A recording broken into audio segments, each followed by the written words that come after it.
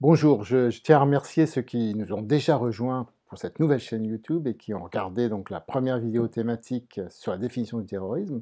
Et à l'occasion de cette définition du terrorisme, j'avais promis que j'aborderais le conflit entre les Turcs et les Kurdes, puisque c'est complètement lié finalement. Les Turcs considèrent les Kurdes comme des terroristes, et si on prend l'opinion publique internationale actuellement, les Kurdes sont nos amis au contraire et sont tout sauf des terroristes.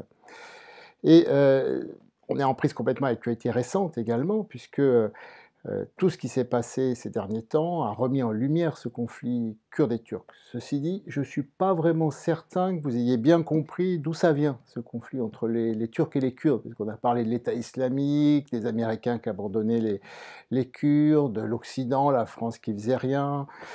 Aux USA, en Europe, il y a eu des pétitions qui ont circulé pour soutenir les Kurdes, justement parce qu'on les abandonne et parce qu'ils nous ont, il faut bien le reconnaître, tiré d'un sacré pétrin avec l'État islamique. Mais pour comprendre ce problème qui est très ancien, il va falloir faire un peu d'histoire, un peu de géographie, un peu de sciences politiques. Je ne vais pas essayer de remonter aux origines du peuple kurde, j'en ai pas la compétence, c'est trop compliqué, trop ancien. Mais je peux essayer au moins de vous dépeindre la situation actuelle. Aujourd'hui, ce peuple a l'identité très forte, a la culture très forte, dont la langue a des origines iraniennes et pas du tout arabes, est composée d'environ 35 millions de personnes. Mais la particularité, c'est que ces 35 millions de personnes sont réparties sur 4 pays principalement, dans le Golfe, au Moyen-Orient, au nord-est de la Syrie, au nord de l'Irak, à l'ouest de l'Iran et à l'est de la Turquie. Donc ça fait une grande étendue homogène, hein, ça se touche, hein, il n'y a pas de, voilà, comme une tache qui serait sur une carte, mais avec ce problème évident d'être réparti et d'être soumis à 4 autorités différentes de 4 pays différents dans une région du monde les plus troublées qui soient. Voilà ce que c'est la situation du peuple kurde. Et puis donc, face à cette situation, évidemment, il y a une diaspora importante kurde qui s'est réfugiée à l'étranger, notamment en Europe, parce que c'est toujours ce qui se passe. Il y a de la répression, donc les gens fuient, et puis on essaie d'organiser la résistance, j'allais dire, pour essayer d'avoir une autonomie dans les pays où on est plus sécure. Et ça a été le cas en France et pratiquement dans toute l'Europe. Les Kurdes sont aussi des musulmans. Ils sont même majoritairement des musulmans sunnites. Et ça, c'est important parce qu'on a une image de l'islam sunnite qui est détestable, hein, à cause des salafistes, à cause des saoudiens wahhabites. Ben là, pas du tout. La particularité des Kurdes, c'est qu'il y a une mixité totale. L'homme et la femme sont des êtres humains à part entière, égaux. C'est assez surprenant parce que, encore une fois, il y a tellement de caricatures actuelles sur l'islam qu'on pourrait tenter de croire que c'est pas possible d'avoir un islam avec une égalité homme-femme. Ben, tout à fait, c'est le cas pour les Kurdes. C'est aussi un islam tolérant parce que la danse, la musique, le chant sont parfaitement autorisés. Les hommes et les femmes dansent ensemble. Le folklore kurde est très riche, là encore une fois. En fait, c'est un islam sympa.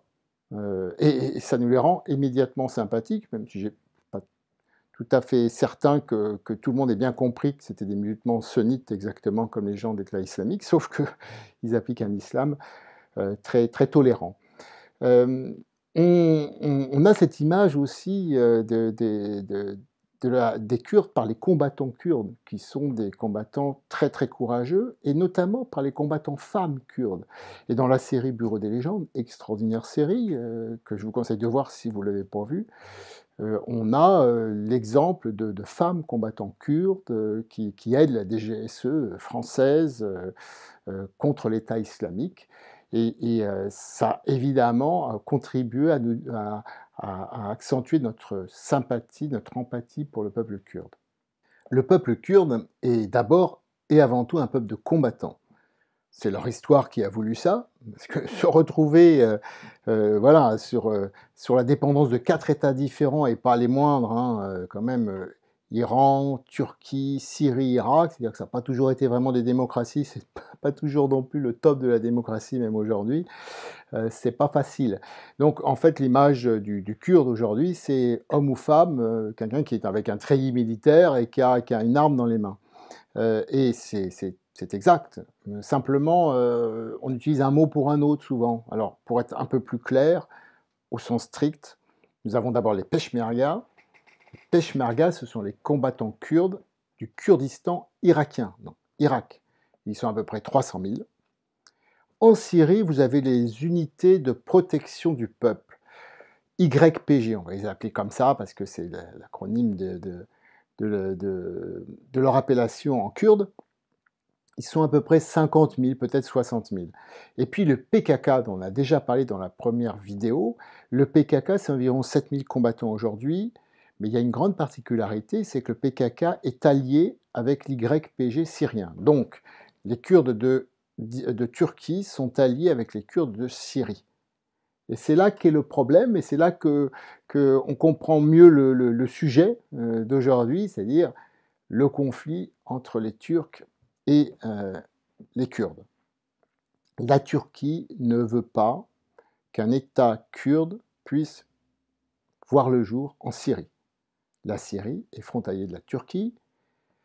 Les Kurdes de Syrie sont alliés du PKK turc, et donc naturellement, c'est une base arrière potentielle. Alors s'il y a un État kurde syrien qui se crée, ben, le PKK pourra être en Syrie et venir faire des attentats en Turquie. Donc c'est hors de question pour les Turcs, ça a toujours été hors de question.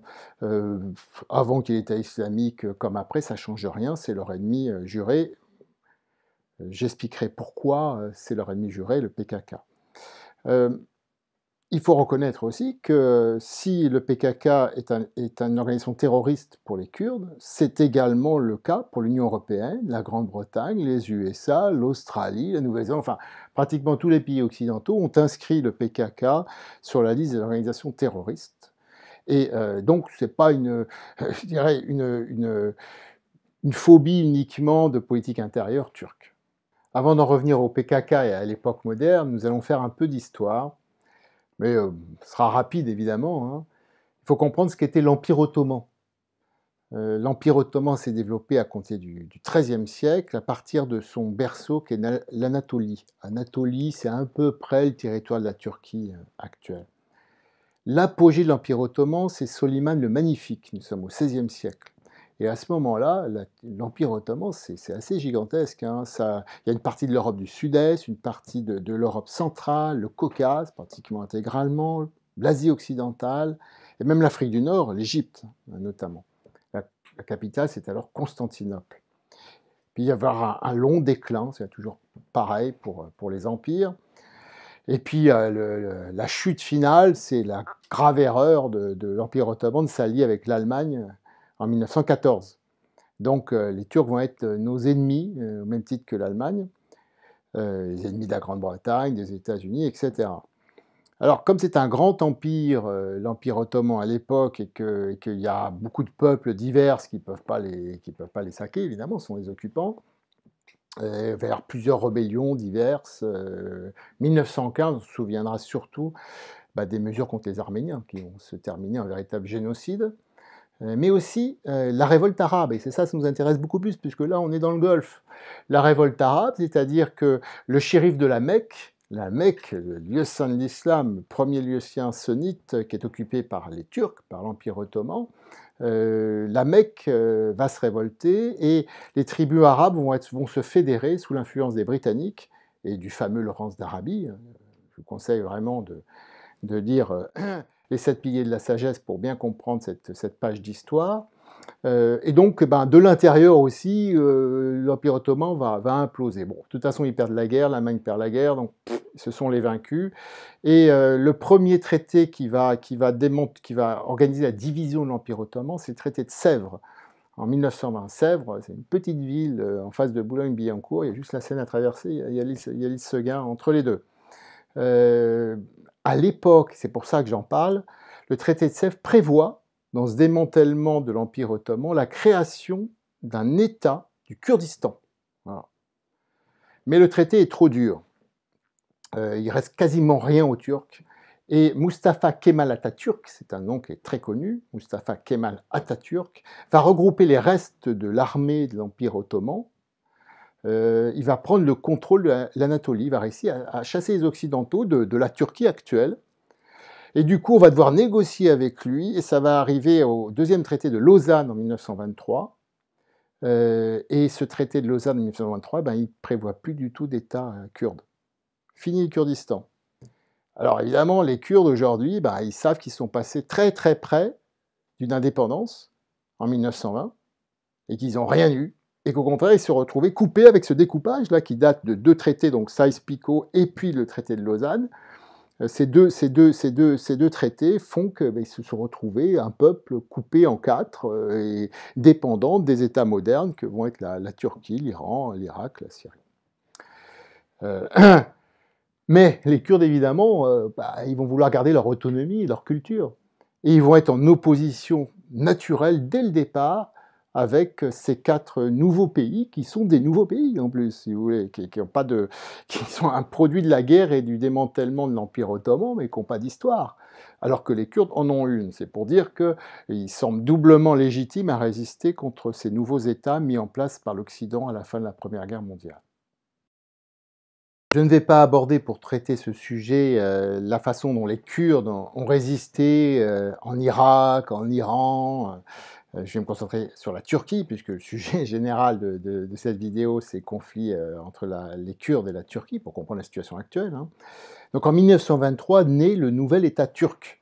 Et tout de suite, la Turquie va aller dans une politique d'assimilation forcée, d'interdiction de l'usage de la langue kurde, de déplacement de population, enfin, l'assimilation, c'est-à-dire on n'a pas le droit d'être kurde, on n'a pas le droit de parler kurde, la culture kurde, voilà, fini, il faut être turc, le nationalisme turc dans toute sa grandeur. Évidemment, il va y avoir des hauts et des bas, parce que la population kurde en Turquie, c'est 20% de la population globale. Donc on ne parle pas d'une petite minorité. Imaginez ce que c'est 20%. Là, on ne parle pas pour prendre des comparaisons qui n'ont rien à voir, mais pour vous donner une idée, on ne parle pas des Corses par rapport à la France, ni même des Basques par rapport à la France. On parle de 20% de la population totale de la Turquie, avec une revendication nationaliste très forte.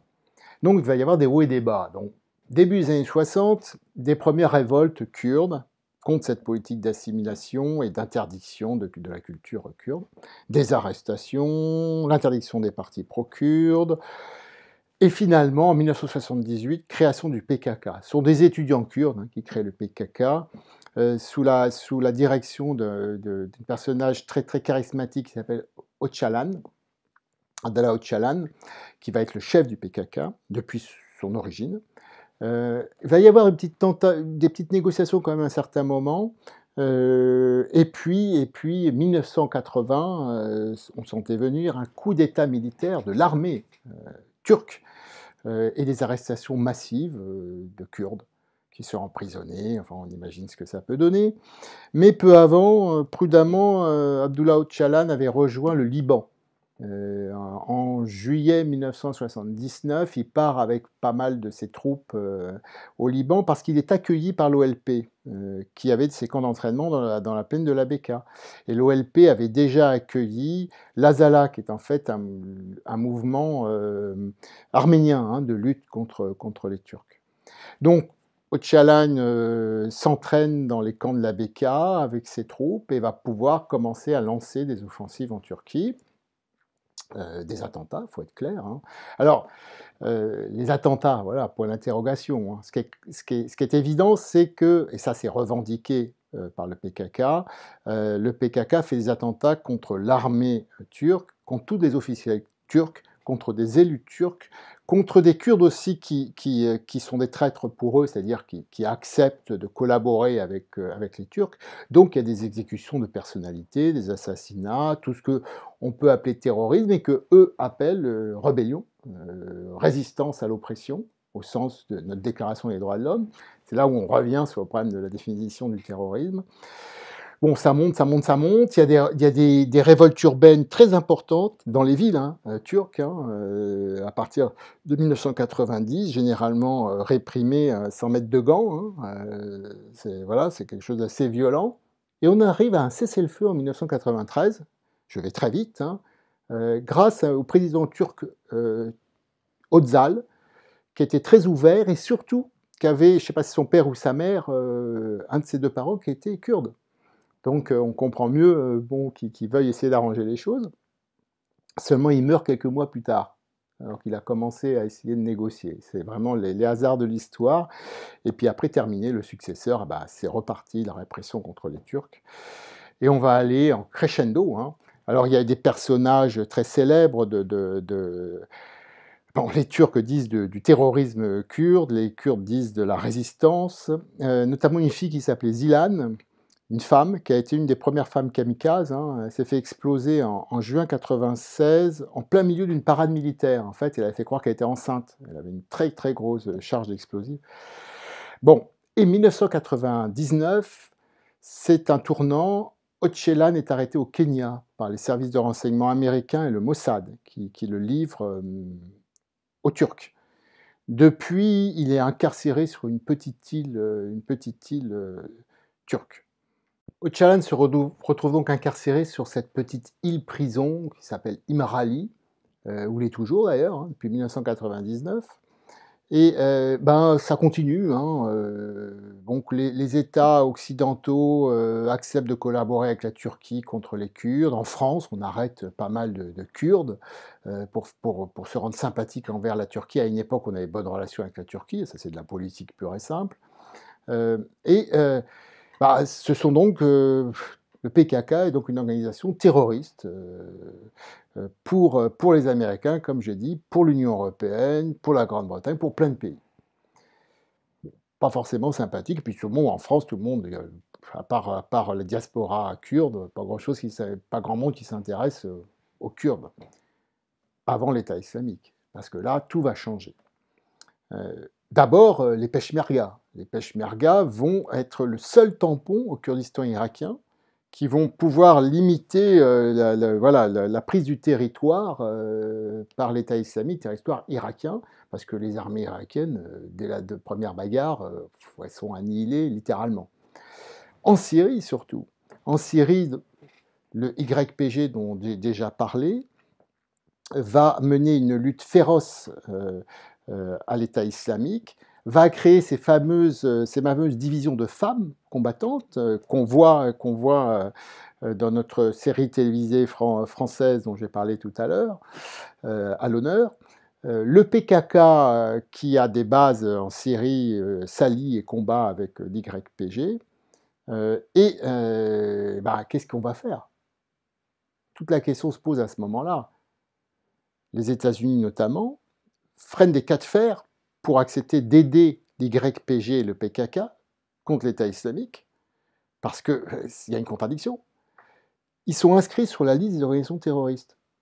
Est-ce que je livre des armes à une organisation que je considère comme terroriste? C'est aberrant théoriquement. Ben, c'est ce qui va se passer. C'est ce qui va se passer. Fin septembre 2014, les Américains, finalement, ne voyant pas comment faire contre l'État islamique, livrent des armes et du matériel à l'YPG et au PKK. C'est quand même quelque chose qu'il faut souligner. Ça montre bien l'ambiguïté totale de la matière du terrorisme. Donc on livre des armes, des consultants militaires viennent sur place, alors français, hein, pas qu'américains, et vont discuter avec des gens qu'on considère comme terroristes, et qui ne le sont plus du tout, puisqu'ils luttent contre des terroristes pires, qui nous font encore plus de mal, parce que c'est quand même pas les Kurdes qui ont fait Charlie Hebdo et le 13 novembre 2015.